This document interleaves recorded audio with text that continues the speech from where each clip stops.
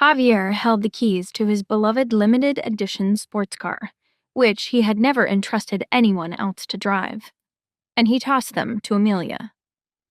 Be gentle on the brakes and no music. Just focus on the road. Amelia muttered under her breath. So bossy.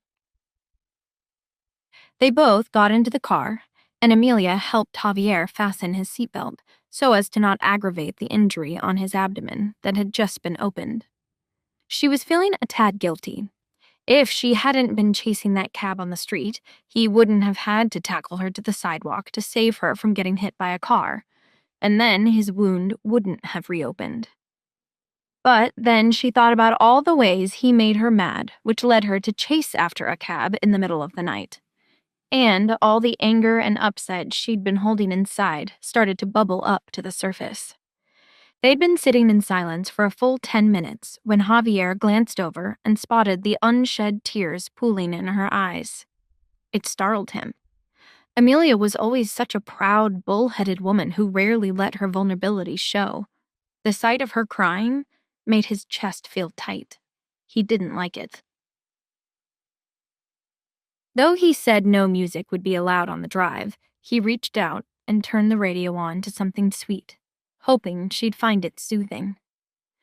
Just then, she sniffled and turned her face to the window, trying her best to hold back what was fighting to get to the surface. Javier knitted his brow and spoke softly. Why are you crying?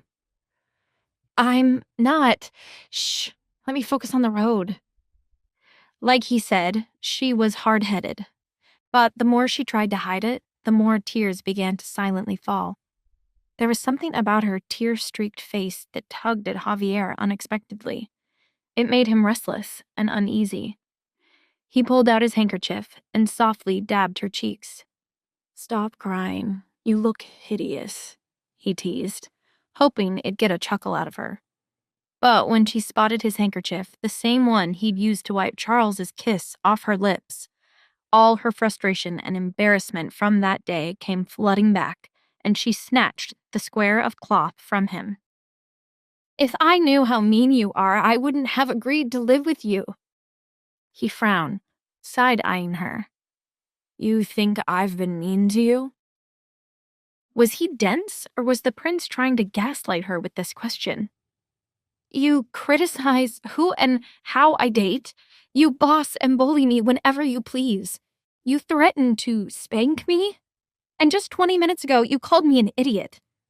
I'm a person, not a pet you can scold and then expect to get happy cuddles from after.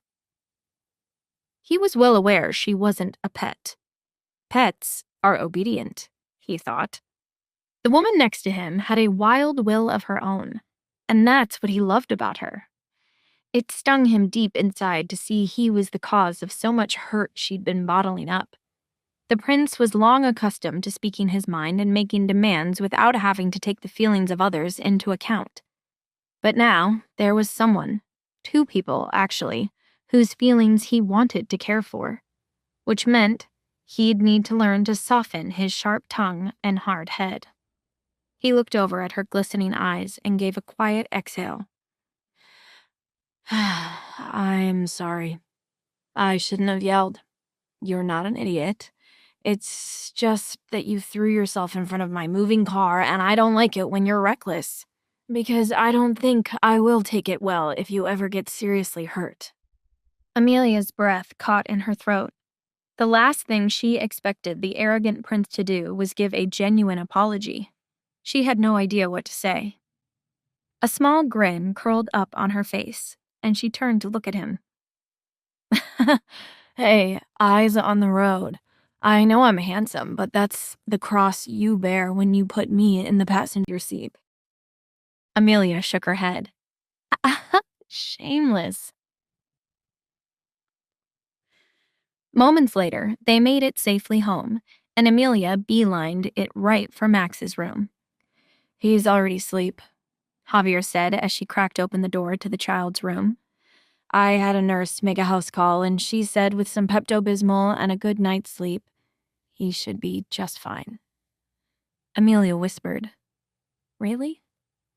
Breathing a sigh of relief, she said, "I'll just take a quick look." She sat down and listened to the child's gentle, even breathing, and felt a sense of peace. She wondered if that peace was a sign that this place was beginning to feel like home.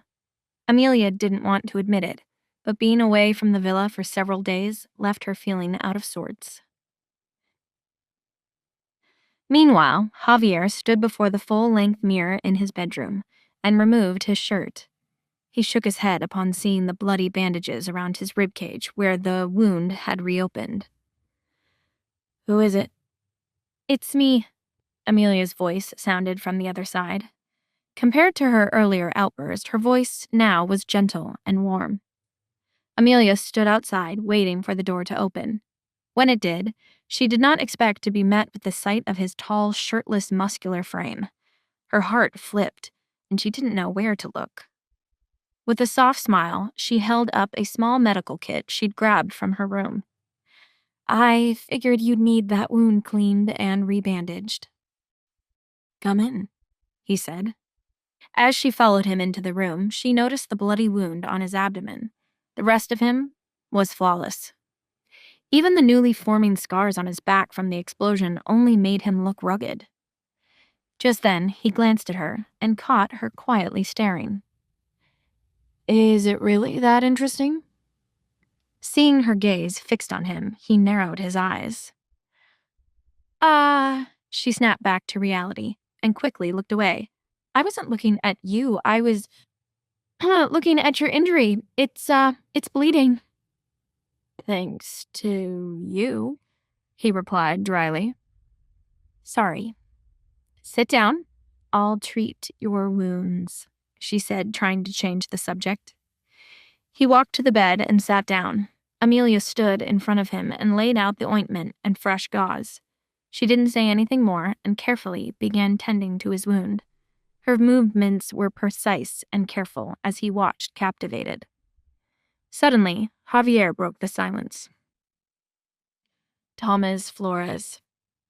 I know it's not my place to say who you should date, but you should stay away from him." His voice was firm. "Why do you say that?" she asked, genuinely curious. "My father and I have long dealt with the Flores family. They're not to be trusted." Amelia cocked her head, discerning.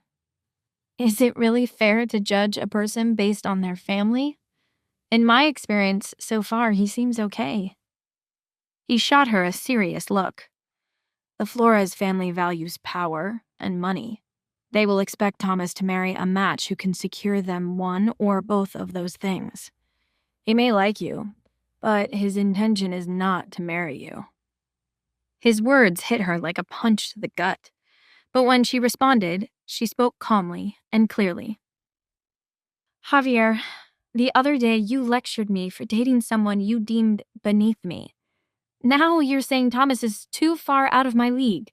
So tell me then, in your mind, who is it that I'm meant to be with?" Amelia searched his eyes, waiting for an answer as his deep gaze reflected her.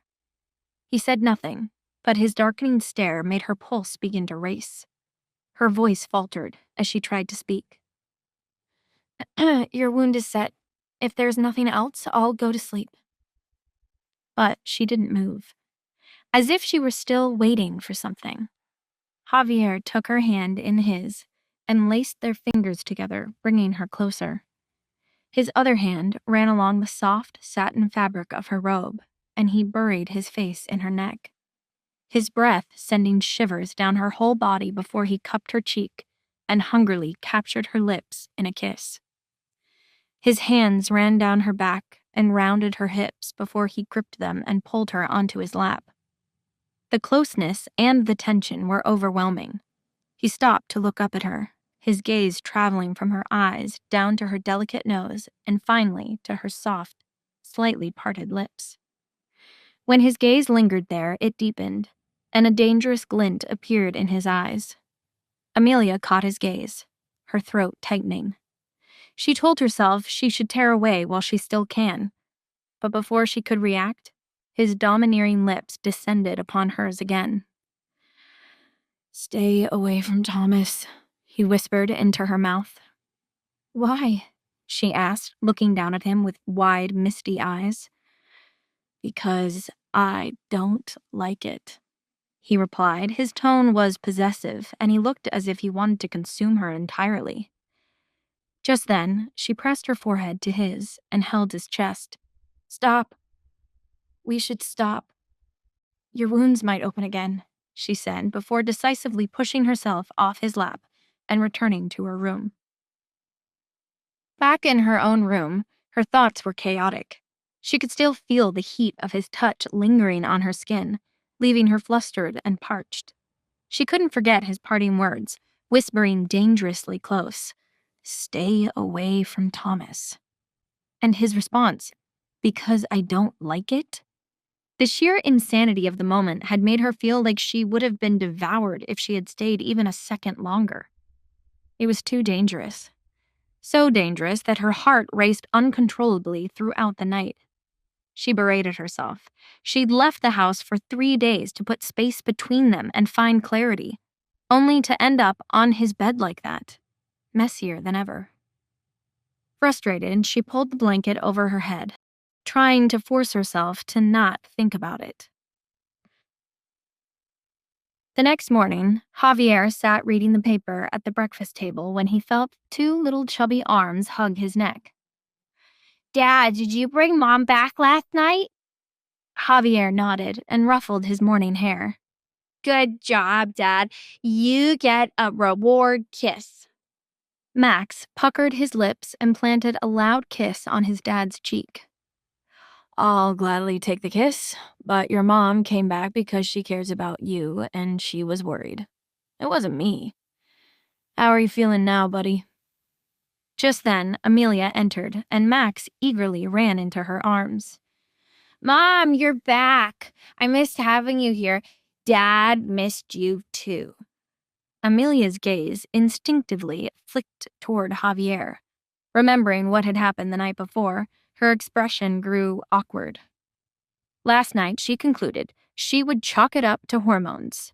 They were 2 single adults who had been intimate in the past, so it wasn't surprising that things might get out of hand like that when living in such close proximity, with or without emotional involvement. Right? After breakfast, Max walked Amelia to the door to see her off to work. Sweetheart, Mommy is leaving. Give me a kiss, she said, crouching down to hug him.